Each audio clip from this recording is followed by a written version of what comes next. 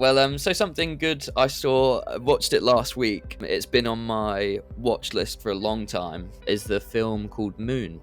Have you ever heard of Moon? Yes, I love Moon. You didn't see it before? Was the first time? Had never watched it. Had always wanted to, and just for whatever reason, I've just never did. And I always thought it was directed by Danny Boyle, but it's actually Duncan Jones, who's the eldest son of David Bowie. Yeah, he did Source Code and Moon and the Warcraft movie as well. I know. I was looking at his filmography and I was like, this is a bizarre filmography, because Moon is really revered as a sort of modern sci-fi classic. Yeah.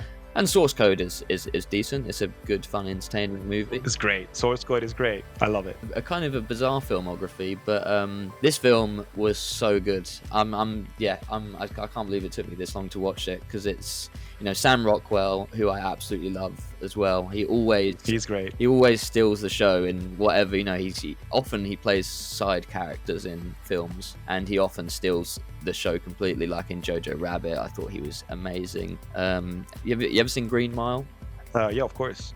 Oh, he was in that. Yeah. He was, that's true. He plays the redneck racist, like crazy dude, and he's so good in that. And there's he has such a range of characters he can play. And in Moon, he's the only real character in it. We have obviously Kevin Spacey plays his like robot AI assistant, but we get three different versions that Sam Rockwell plays. I won't give any spoilers for maybe people that haven't seen it. Yeah. And it's a very simple premise of a story, but we get these three different versions of Sam Rockwell. Two of them we get for a long time in the film, and they are so different from each other. Like at points it's like I am literally looking at two different people. Like his performance between the two is so distinct. One's this kind of like lackadaisical, funny, quite sloppy guy, and then the other one's super serious and like attentive, and just the dichotomy between the two is fantastic. Absolutely loved it. And yeah, also has one of the best posters for a movie I've ever seen as well. Yeah, I have it on Blu-ray, and the poster is the Blu-ray's cover, so yeah. Nice. Such a great poster. And also what I loved about it, again, not getting into too much spoilers for it, but Kevin Spacey as the robot assistant. Yeah. The direction or sort of arc of its story is so unique, and you never see this in sci-fi films. It's like, well, I'll maybe give a bit of a tease, but we always see the robot or AI assistant who's working for the big corporation. They're the evil ones, and they take the evil turn, and they turn evil halfway through. Yeah, exactly. Whereas we get this great scene where Sam Rockwell's character has gone through this discovery, and he's he wants to try and escape the situation he's in, and we're like, oh my god, well, this robot's going to start turning bad and going to start forcing him here, but he actually ends up helping him on the quest, and it's like, oh, you never see that. Yeah, like it's such a rare turn for one of those kind of characters to make. True. Yeah, very emotional story, has like a really good heart to it, and for the most part is just hilarious. Like Sam Rockwell's performance is so funny. Yeah, highly recommend this one. Yeah, I recommend it too. It's a really fun, really well-made sci-fi movie. Probably the best in Duncan Jones' filmography. I mean, oh yeah.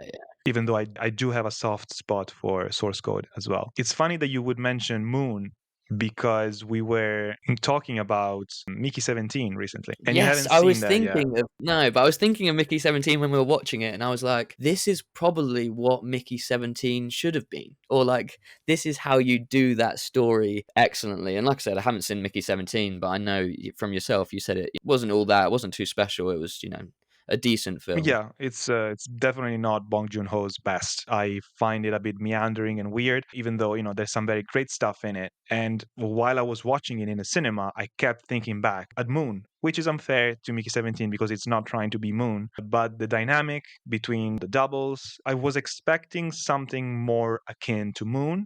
And when I didn't get it, I was like a bit disappointed. Not because I didn't get the same movie that I've already seen, but because this movie, with less, it tells you so much more. Oh my god! Yeah, I bet I bet Mickey 17 is over 2 hours and 15 minutes, or it's very long, somewhere there or thereabouts. I'm pretty sure Moon is bang on 90 minutes, something like that. It tells the story so succinctly, and it executes it perfectly. There's no fluff. It doesn't need to go on for that long. It's executing that simple premise just as it needs to be. Yeah, Mickey 17 is very self-indulgent and overindulgent. It takes its sweet time telling you a story that is very obvious at the beginning, then it shifts gears and just becomes something else entirely that you weren't even expecting and you probably didn't really want. But yeah, like again, sorry, we're talking about Moon. The reason why I mention it is because it's a recent movie with like a similar premise, similar idea, even though it's very different in execution and how it works, and all the logistics of it are very different. But it did remind me of it, and it did remind me of how much I love Moon because of its simplicity and the performance at the core of it, and just how engaging and interesting and original it is, and it feels, and it's very short but really impactful. Yeah, yeah. I also love it when it's like quite a rare thing you see in films, but it's because I'm a big fan of like body horror. Yeah, And so I love it when a character is like physically deteriorating and they kind of play it for laughs. you love it.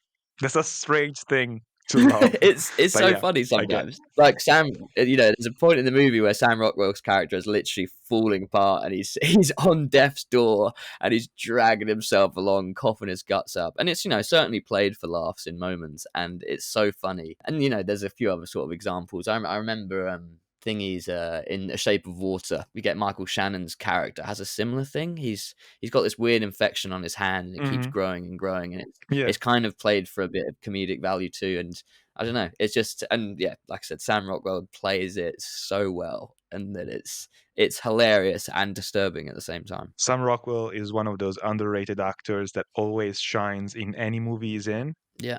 Seven Psychopaths. He was also in that. It was great in it. He was in the MCU, by the way. Yes, he's Is Justin Hammer, yes. the Tony Stark wannabe. Yeah. And Best part of Iron Man he's 2. pretty good in Iron Man I 2. want him back. I want a fucking show about him and his little dances and his missiles that don't work. But yeah, he's great. Yeah, yeah. Three Billboards as well. Side character in that, and kind of, obviously Francis McDormand's amazing, Woody Harrelson's amazing, but when I think back at that film, most of the scenes I'm remembering are Sam Rockwell It's scenes. him. Yeah, he like I said, he is in a lot of stuff, so it's maybe you don't call him underappreciated, but he doesn't get a lot of leading roles in bigger projects. Yeah. And I would, yeah, I'd like to see him in more stuff, because he's great. I agree.